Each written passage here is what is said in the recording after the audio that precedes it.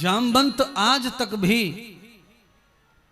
त्रेता युग समाप्त होके द्वापर युग आ गया, पर जामवंत और हनुमान आज तक भी इस सृष्टि पर राम ही भजन कर रहे थे।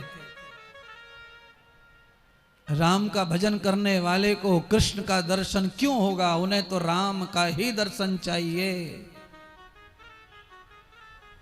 तो भगवान कृष्ण ने राम रूप में दर्शन दिया।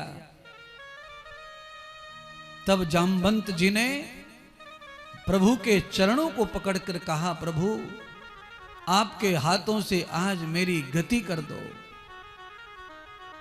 बस मैं आपका अंतिम दर्शन चाहता था, इसीलिए मैं जी रहा था। ये मेरी कन्या है जामवंती, त्रेता युग से लेकर आज तक आपको पति मानकर आपका ध्यान कर रही है। ये परम पवित्रा है, ये सतवंती है।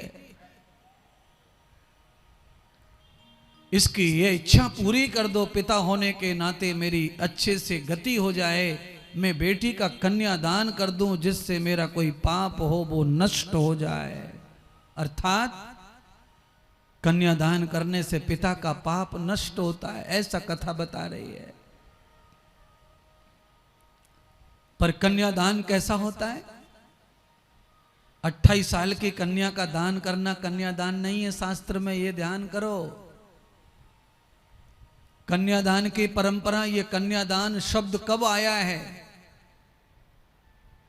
जब कन्या कन्या ही रहती है, अर्थात कन्या के शरीर से बच्चा पैदा करने का धर्म पैदा नहीं होता, उस समय तक वो कन्या रहती है, यानी उसको मासिक धर्म नहीं आता।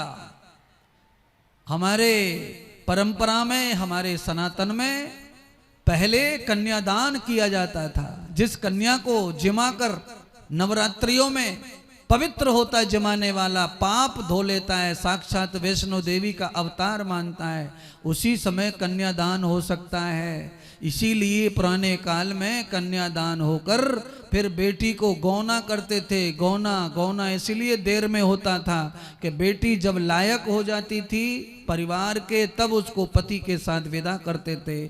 10 साल हो, 11 साल हो, 5 साल हो, वही कन्यादान। अब कन्यादान नहीं है, अब औरत दान है।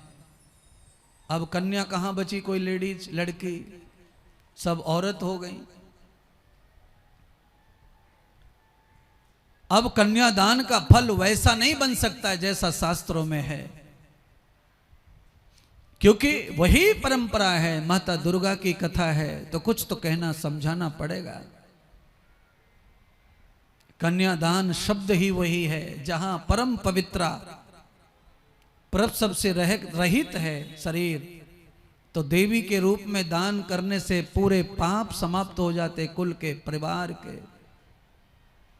और जब पुत्री बड़ी होती तब तक पिता के घर में ही पलती रहती, और बड़ी होके जब उसके सब धर्म उसके सामने आ जाते, तब उसे पति के साथ में गौना कर देते, उसे भेज देते, जाओ बेटी अब तुम्हारा संसार करो।